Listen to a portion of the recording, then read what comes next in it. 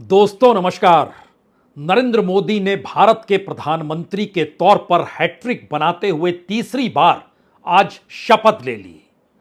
इन 10 वर्षों में इस देश के राष्ट्रपति बदल गए, यह देश बदल गया और शायद इसीलिए आज जब राष्ट्रपति द्रौपदी मुर्मू उन्हें शपथ दिला रही थी तो लोगों के जहन में दो ही सवाल रेंग रहे थे। एक सवाल तो यह था कि बीते 10 वर्षों में जिस तरीके से नरेंद्र मोदी ने सरकार को चलाया, क्या उसी तर्ज पर अब अगले 5 वर्ष सरकार चलेगी या फिर उसमें परिवर्तन आ जाएगा, क्योंकि सरकार इस बार अल्पमत में है, उनके साथ गठबंधन के साथियों का सहयोग है, तभी यह सरकार चल रही है।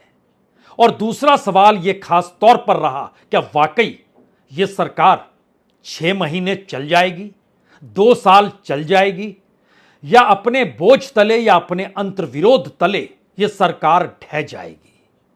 ये दो सवाल के इर्द गिर्द दरअसल 2024 का जनादेश भी गूंजता है और मौजूदा वक्त में जिस स्थिति में यह देश अपने आप को चुनावी दौर के बाद देख रहा है, उससे निकली हुई धड़कनें भी इस दौर में सुनी जा सकती है, क्योंकि पहली बार एक झटके में सत्ता में आने के लिए मोदी शब्द गायब हो गया, बीजेपी शब्द गायब हो गया। ना मोदी की गारंटी, ना बीजेपी सरकार। इस दौर में एनडीए की सरकार है। हालांकि सरकार ने शपथ लेते वक्त पुराने उन तमाम चेहरों को अपने साथ रखा, जिसमें से कुछ चेहरे मुखौटों के तौर पर रहे तो कुछ चेहरे विरोध के स्वर के साथ दिखाई दिए, जिसमें एक ही नाम बार बार गूंजता है, नितिन गडकरी का। और ताकत और डर के प्रतीक के तौर पर अमित शाह ने भी शपथ ली। राजनाथ सिंह की खामोशी या सबको एक साथ लेकर कैसे चलाया जाए, यह सोचते हुए राजनाथ सिंह की भी मौजूदगी इस शपथ ग्रहण समारोह में नजर आई। उस फेरिस्त को भी समझिए जहां पर नौकरशाह सत्ता में आए, चाहे वो विदेश मंत्री के तौर पर जयशंकर हो या फिर हरदीप सिंह पुरी हो। और उसके बाद पहली बार 2 राज्यों के मुख्यमंत्री की एंट्री भी हो गई, उसमें एक खट्टर और दूसरे शिवराज सिंह चौहान। किसको कौन सा मंत्रालय मिलेगा? गठबंधन के साथियों में से कौन अपने बूते मंत्रिमंडल के भीतर रहते हुए अपने विभाग को चला पाएगा या फिर पीएमओ उसे चलाएगा? ये तमाम सवाल बार बार इसी दिशा में ले जा रहे हैं कि सरकार बीते 10 वर्ष की तर्ज पर चलेगी या इस बार बदल जाएगी। ये सरकार टिक पाएगी या नहीं टिक पाएगी, क्योंकि पहली बार इस देश के चुनाव से ऐन पहले प्रधानमंत्री ने खुद को भगवान के तौर पर देखा, अवतरित पुरुष के तौर पर देखा। और इस देश के चुनावों में सबसे ज्यादा परिवर्तन पहली बार उसी हिंदुत्व को लेकर हुआ जिसके आश्रय बीजेपी अभी तक अपना बेड़ा पार करती रही और आरएसएस उसी को एजेंडे के तहत इस देश की राजनीति के शुद्धिकरण के साथ खुद को साधता रहा। यानी एक व्यापक परिवर्तन इस देश के भीतर है। लेकिन आज प्रधानमंत्री वही शख्स है जो 2014 में थे। और इस दौर में अलग अलग क्षेत्रों के भीतर उठते हुए सवालों ने इस देश के सामने नया सवाल यह भी पैदा कर दिया, क्या वाकई विपक्ष के तौर पर इंडिया कोई पहल करेगा या नहीं करेगा? वो तिकड़मों के आश्रय सरकार गिराएगा या इंतजार करेगा? हालांकि एक लाइन उन्होंने अपने प्रस्ताव में इंडिया ने जरूर लिखा कि हम सही वक्त का इंतजार करेंगे। ये सही वक्त का इंतजार और सही वक्त पर सही कदम, यह तो चंद्रबाबू नायडू को भी उठाना है। ये कदम तो नीतीश कुमार को भी उठाना है और सही मायने में यह कदम तो राजनीति करने वाले हर उस शख्स को उठाना है जो जानता समझता है कि राजनीति कैसे की जाती है और खुद को लाइमलाइट में कैसे रखना चाहिए या हर वक्त सत्ता के साथ कैसे रहना चाहिए। यानी जरा सी ढलान शायद मौजूदा वक्त की परिस्थितियों को आने वाले दिनों में बदल दे। और यह बदलने की परिस्थिति राज्यों के चुनाव के साथ शुरू भी हो जाएगी, जो 3 महीने के बाद उसी चुनाव आयोग को नोटिफिकेशन जारी करना है, जिस चुनाव आयोग पर आरोप दर आरोप लगते चले गए कि वह सरकार यानी मोदी सत्ता को दोबारा लाने के लिए क्या कुछ कर रहा है। तो क्या वाकई राज्यों के चुनाव के मद्देनजर इंडिया गठबंधन की खामोशी है? क्योंकि इनकी अपनी मीटिंग में जब यह प्रस्ताव आया कि सरकार को रहने दिया जाए या फिर पहल की जाए, तो शरद पवार ने खास तौर से कहा इंतजार करना चाहिए कम से कम 5 महीने तक, क्योंकि इस 5 महीने का मतलब 2024 का दिसंबर का महीना आ चुका होगा और उस वक्त तक हरियाणा में, झारखंड में और महाराष्ट्र में भी सत्ता परिवर्तन हो चुका होगा। बीजेपी के भीतर का शोर बढ़ चुका होगा। राजनीतिक तौर पर प्रधानमंत्री मोदी अपनी नैतिक साख अगर इस चुनाव में खो चुके हैं, तो फिर इन 4 महीनों के बाद होने वाले चुनाव के बाद वो कहीं नहीं टकेंगे, क्योंकि इस देश के भीतर में वोटों के समीकरण जाति समीकरण के आश्रय बदल गए, ध्रुवीकरण की राजनीति के तौर तरीके बदल गए और जिस हिंदुत्व पर बीजेपी और संघ सवार होता था वह भी एक झटके में लापता हो गया।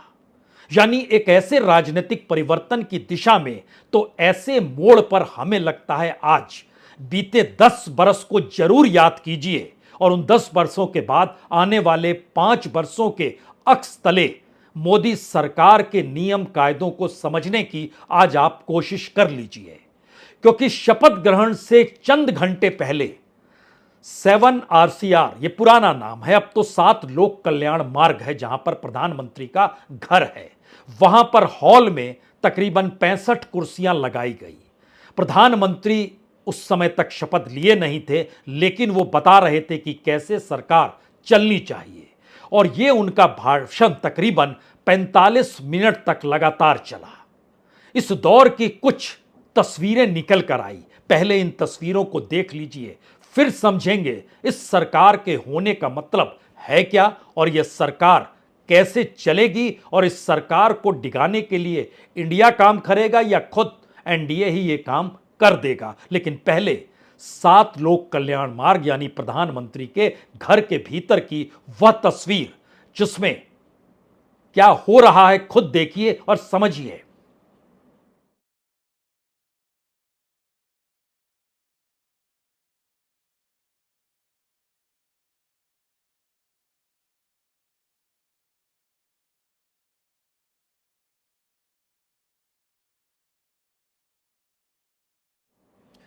जाहिर है ये एकजुटता का बोध भी कराता है और किसी नेता को अपने मातहत काम करने वाले मंत्रियों को सीख भी देता है।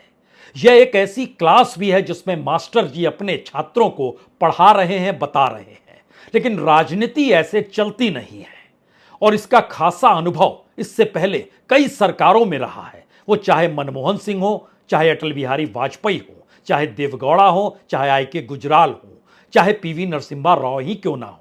इन तमाम परिस्थितियों को परखते हुए मौजूदा वक्त में आकर आप खड़े हो जाइए, क्योंकि ये वही देश के प्रधानमंत्री हैं जो 2014 में शपथ प्रधानमंत्री पद के लिए थे। ये वही प्रधानमंत्री हैं जिन्होंने 2001 में गुजरात के मुख्यमंत्री पद की शपथ ली थी और इस बार जब चुनाव होने वाले थे तो अपने 10 बरस को याद करके नरेंद्र मोदी ने अपने सांसदों से यही कहा था कि जाइए जनता के बीच और उन्हें बताइए कि 23 साल तक जो व्यक्ति इस देश के लिए सेवा कर रहा है उसके दामन पर एक भी दाग नहीं है करप्शन का। वो मुख्यमंत्री से प्रधानमंत्री तक के 23 बरस में उसने कितना पाक साफ काम किया है, लेकिन पता नहीं सांसदों ने बताया या नहीं बताया, लेकिन 2024 के जनादेश ने इसे नहीं माना। हर किसी को याद 2002 अटल बिहारी वाजपेयी देश के प्रधानमंत्री, उस वक्त राजधर्म का पाठ पढ़ाने उन्हें गांधीनगर जाना पड़ा था और आज की तारीख में इस देश के भीतर कितनी मोटी मोटी लकीर खींच दी गई। उन सब को लेकर राहुल गांधी जब यात्रा पर निकले तो हर तरफ एक ही सवाल बार बार रेंग रहा था, क्या इस देश के भीतर में अब लोगों को प्यार की जरूरत है, मोहब्बत की जरूरत है, या घाव पर नमक नहीं मलहम चाहिए जो कोई सत्ता देने को इस दौर में तैयार नहीं है। अलग अलग नीतियों के आश्रय, कायदों के आश्रय कैसे बांटा गया, यह सारी एक तस्वीर है। हमारी टीम ने उसका बड़ा प्रयास किया कि आखिर इन 10 वर्षों को याद करते हुए आने वाले 5 वर्ष को कैसे देखा और परखा जाए। बांटने की राजनीति की थ्योरी ने महाराष्ट्र में पॉलिटिकल पार्टीज को नहीं छोड़ा। शिवसेना बटी, एनसीपी टूटी। राजधर्म का पाठ 2002 का था, लेकिन उसके बाद जनता ने इस देश की सरकार को माइनॉरिटी में लाकर खड़ा कर दिया और कहा आपको हम पूर्ण बहुमत नहीं देंगे। इसीलिए यह बीजेपी की नहीं, मोदी की नहीं, यह एनडीए की सरकार है जिसका शपथ ग्रहण समारोह अब से चंद मिनटों पहले हुआ है। और उसके बाद ध्यान दीजिए, जो मिथ इस देश के भीतर में तैयार किया गया वह बहुत साफ तौर पर था टीना, यानी देयर इज नो अल्टरनेटिव, आपका कोई विकल्प ही नहीं है। लेकिन इस दौर में विकल्प तो दूर की बात है, पहली बार नजर आया और परिभाषा निकली, there is a federal alternative, यानी इस देश का संघीय ढांचा ही आपका विकल्प है, जो इंडिया की शक्ल में सामने आकर खड़ा हो गया। और अपने बूते बीजेपी सत्ता में नहीं तो उसके सामने भी यह सवाल था, क्या वाकई अब इस देश का कोई भी प्रधानमंत्री बन सकता है? और जब अपने अपने तर्ज पर सर्वे निकल कर आने लगे तो कुछ राज्यों में मोदी पिछड़ गए, राहुल गांधी से पिछड़ गए। लेकिन सवाल तो उसके आगे था, इस देश के भीतर जो मुद्दे थे, महंगाई और बेरोजगारी रेंग रहे थे, लाभार्थियों की एक लंबी कतार शुरू की गई, लेकिन बावजूद इसके सत्ता और सरकार के साथ वो खड़े नहीं हुए। यह बहुत तत्काल की स्थिति है, सिर्फ आपको याद दिलाने भर की परिस्थिति है। अब सरकार के सामने चुनौती सीएए एनआरसी को लेकर इस देश के मुस्लिम समुदाय के सामने कैसे पेश आना है, यह भी सवाल है। जबकि आंध्र प्रदेश में चंद्रबाबू नायडू की जरूरत मुस्लिम समाज ही नहीं बल्कि उनकी अपनी पॉलिसी मुस्लिम समाज के अनुकूल की है, वो चाहे हज यात्रा को लेकर हो, चाहे आरक्षण को लेकर हो। संविधान बाबा साहब अंबेडकर, इस देश की पूरी जातीय समीकरण को इस मुद्दे ने एक झटके में बदल डाला और कोई सोच नहीं सकता था कि आखिर वो दलित वोट कहां जाएगा, उसने दिखला दिया वो किधर जाएगा। पूरे तौर तरीके बदल गए और एक झटके में बीजेपी या कहें नरेंद्र मोदी और अमित शाह की जो सोशल इंजीनियरिंग थी ढह कर गिर गई। बावजूद इसके सरकार तीसरी बार शपथ ले चुकी है और उसके बाद इस देश के भीतर ग्रामीण इलाकों में तनाव खुलकर नजर आने लगा और वह जनादेश की शक्ल में इस रूप में भी आया कि कांग्रेस को इस बार 26 सीट ग्रामीण इलाकों में ज्यादा मिल गई और उसका आंकड़ा 55 तक पहुंच गया। बीजेपी की सीट पिछली बार 198 ग्रामीण क्षेत्रों से मिली थी, इस बार उसमें तकरीबन 49 सीटों की कमी आ गई और उसका आंकड़ा 149 पर आ गया। यानी ग्रामीण क्षेत्रों के भीतर लोगों में आक्रोश, मौजूदा सत्ता को अब उससे इस सरकार को कैसे पेश आना है, यह तमीज उसे सीखनी होगी। क्योंकि राजनीति करनी है तो आपको जनता को साथ लेकर चलना होगा। डर और भय के वातावरण में आप राजनीति नहीं कर सकते हैं। एक तरफ डर था और दूसरी तरफ प्रेमदूत की तर्ज पर राहुल गांधी नजर आने लगे। यह डर क्या था और 10 बरस की राजनीति में यह कौन सा डर था, कौन से नियम कायदे थे, कौन सी तानाशाही रेंग रही थी जो आने वाले 5 वर्षों में नहीं रेंगेगी, यह भी कोई सवाल पूछ सकता है। डर के इस एहसास के पीछे दरअसल ड्राइंग रूम तक में फुसफुसाहट होती थी, मत जोर से बोलिए, टकराव हो जाएगा और यह आवाज बिग बॉस सुन लेगा। पता नहीं टेलीफोन को लेकर घंटियां बजती थी, लेकिन बातचीत के चेहरे बदल गए, रूप बदल गए। लोग कहते थे मिलकर बात करेंगे, टेलीफोन पर बात नहीं करेंगे। मोबाइल को बंद कर दिया गया। मिलकर करने की बात के पीछे इस देश के भीतर जो बिजनेस मैन थे वह भी अपने आप में सिमटते चले गए। उन्हें समझ नहीं आया कि सरकार के हक में कहें, लेकिन सरकार की नीतियां उनके खिलाफ है तो अब जिंदगी कैसे चलेगी। यह इस देश के बिजनेसमैन के तौर तरीके थे। पढ़े लिखे लोगों ने अपनी ओपिनियन को, अपनी विचारधारा को खुले में रखने से संकोच करने लगे। यह कैसा डर था इस दौर में जो लगातार पनप रहा था। एनजीओ जो इस देश में चलते थे ताले लगने लगे। इन सब के बीच लोग इतने डर थे कि खुले में बोलने से डरने लगे। वो वोट किसे दे रहे हैं यह भी छुप गया। और डर देखिए कि फ्री प्रेस एक झटके में गायब हो गया। यानी जो प्रेस धड़कनों को सुनकर सत्ता को आगाह करता, उसने तो कुछ इस तरीके से ढिंडोरा इस देश के भीतर में पीटा कि सत्ता भी समझ नहीं पाई। और वह फ्री प्रेस गायब होकर जब सत्ता अनुकूल हो गया तो उसकी धड़कनें गायब हो गई। लोगों ने उसकी धड़कनों को इस बार सुनने से मना कर दिया और अपने भीतर का जो रिएक्शन था, लोग भी हर चीज में सिर्फ हां कहने लगे और सत्ता को लगने लगा कि वो 400 पार है। जनता ने जमीन पर लाकर पटक दिया। वो सरकार एक बार फिर शपथ ले चुकी है। अब उसे अगले 5 बरस चलाना है। इस देश के भीतर में आतंक का हथियार इस देश की जांच एजेंसियां बन गई। वो ईडी है, वो सीबीआई है, वो इनकम टैक्स है। किसने सोचा था कि प्रीमियर जांच एजेंसी आतंक के हथियार के तौर पर नजर आने लगेगी और इस देश के पॉलिटिशियन हो, इस देश के कॉरपोरेट हो, इस देश के इंडस्ट्रियलिस्ट हो, इस देश के प्रोफेशनल हो, हर कोई डरा सहमा इस देश में क्यों नजर आने लगा और क्यों वो खुलकर अपनी ओपिनियन को रखने से बचने लगा। विरोध के स्वर जहां होते वहां पर पीएमएलए कानून आ गया, देशद्रोही कानून, सेडिशन का कानून रेंगने लगा। उसका खुला प्रयोग राजनीतिक तौर पर इस देश में नजर आने लगा। इसीलिए सवाल है कि बीते 10 बरसों की आहट तले अगले 5 बरस बदल जाएंगे या फिर एक नए चेहरे के साथ सामने आ जाएंगे जिसके हाथ में एक एनडीए का मुखौटा होगा। राजनीतिक तौर पर ऐसी स्थिति इससे पहले इस देश में कभी नहीं थी, लेकिन बावजूद इसके बार बार ढोल पीटे गए कि नेहरू के बाद नरेंद्र मोदी ही हैं जो तीसरी बार शपथ ले रहे हैं। बिल्कुल, इतिहास के पन्नों में अब यही दर्ज भी हो गया, लेकिन इस दौर में यह भी दर्ज है कि अनगिनत नियम कायदे, अनगिनत केस दर केस और उसमें उलझता हुआ भारत, सालों साल जेल में डाले गए लोगों को 24 ऐसे लोग थे जिनको कि 2 साल से 5 साल तक जेल में क्यों रखा गया ये कोई नहीं जानता है, क्योंकि अदालतों से जब छूटे हुआ, अदालतों के मार्फत जब उन्हें रिहाई मिली तो उन पे जो आरोप लगाए गए थे वो आरोप कहीं थे ही नहीं।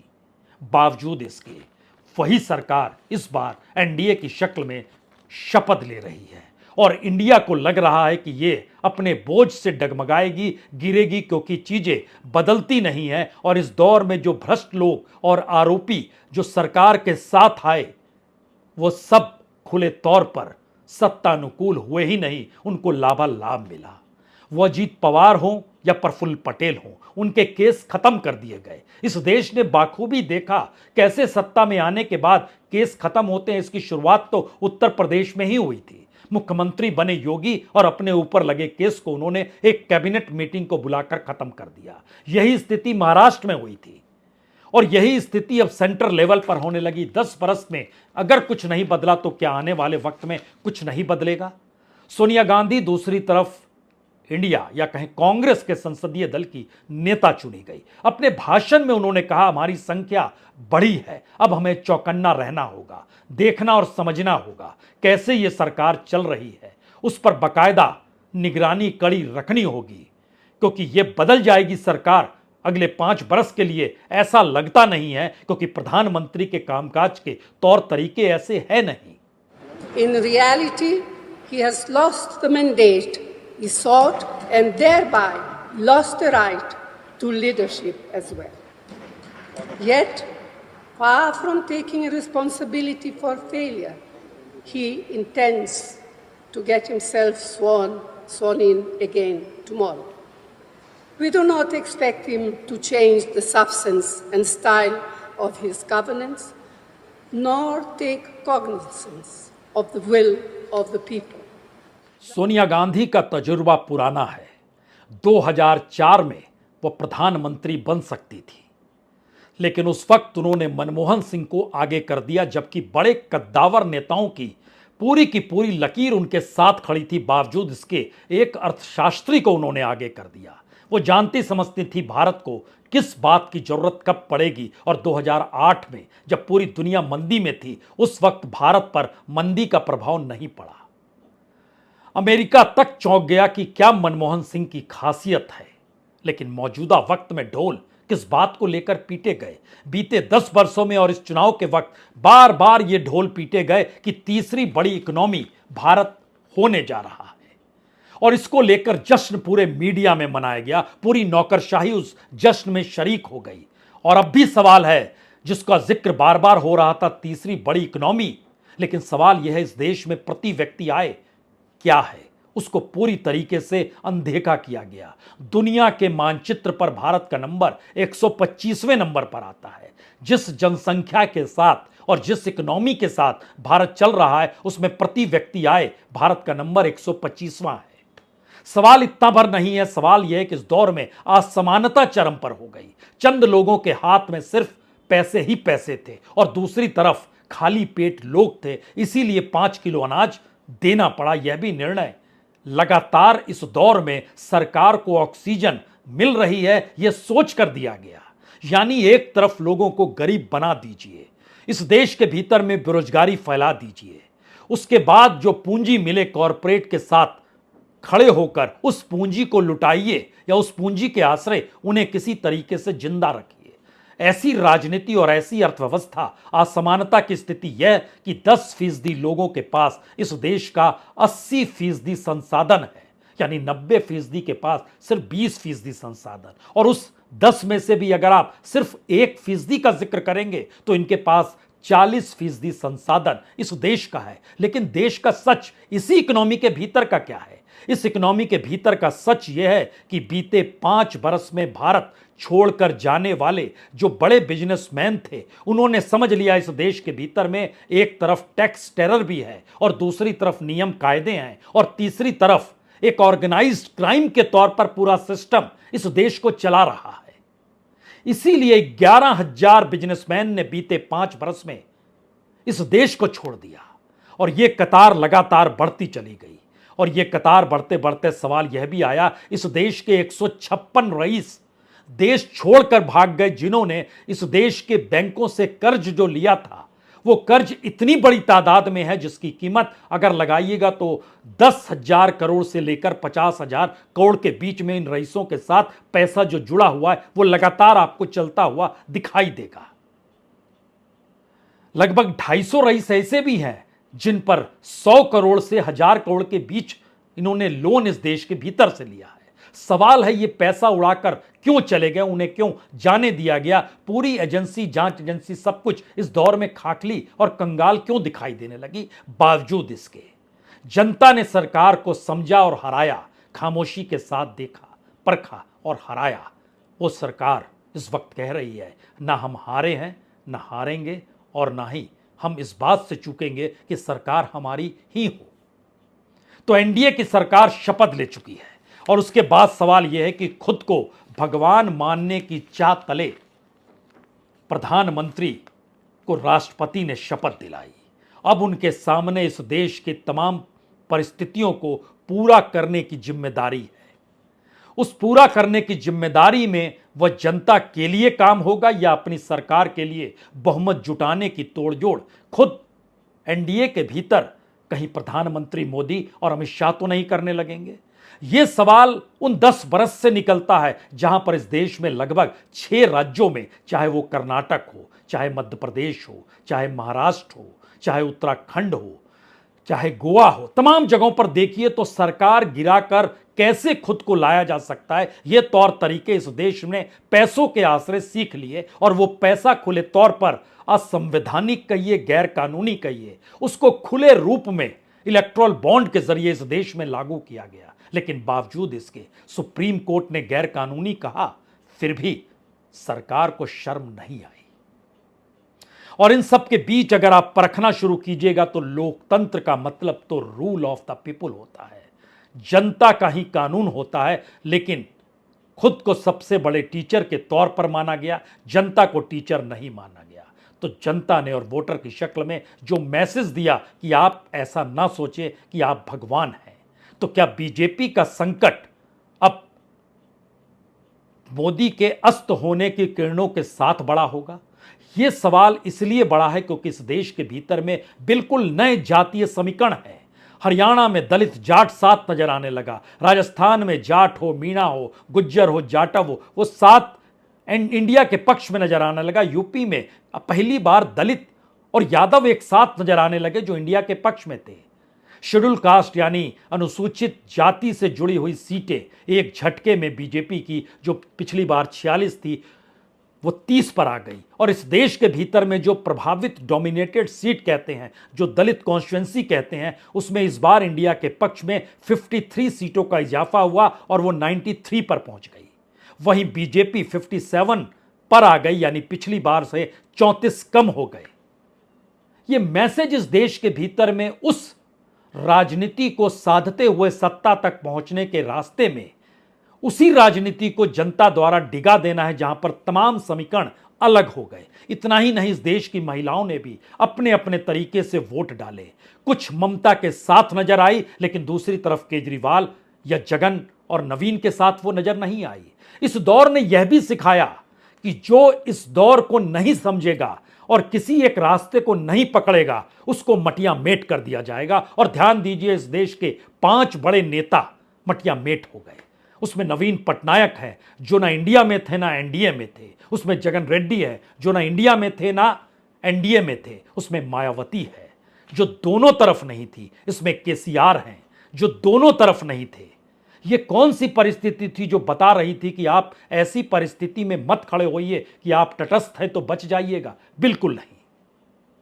यह केसीआर को भी समझ में आया, जगन रेड्डी को भी समझ में आया, नवीन पटनायक को भी समझ में आया, मायावती को भी समझ में आया। इस दौर में आपका रास्ता बिल्कुल अलग नहीं हो सकता है। और सबसे बड़ी बात तो यह हुई, इस दौर में बीजेपी जिस अपनी पहचान को लेकर बरसों बरस से राजनीति को साध रही थी और आरएसएस पीछे खड़ी आ रही थी, वही हिंदुत्व आखिरी पायदान पर पहुंच गया और उग्र हिंदू राष्ट्रवाद के आश्रय इस देश में वोटों के ध्रुवीकरण की जो सोच थी और माना गया और कहा गया और खुलकर कहा गया कि अयोध्या हिंदुओं का वेटिकन होगा। देखिए, उसी अयोध्या में वहीं के लोगों ने उसी बीजेपी को हरा दिया जो अयोध्या में वेटिकन खोज रहे थे। और खुद प्रधानमंत्री नरेंद्र मोदी उसमें शरीक हुए।